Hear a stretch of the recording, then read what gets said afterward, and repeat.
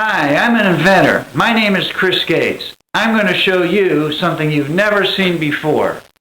I know you've never seen it before because I invented it.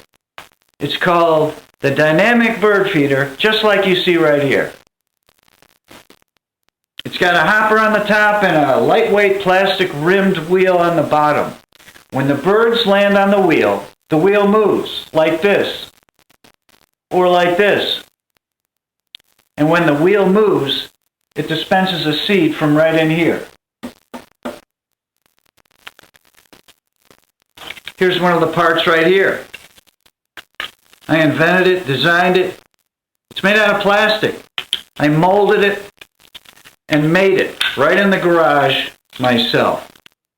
Something I couldn't have done, say, 30 years ago because there was no such technology. Pretty neat, huh?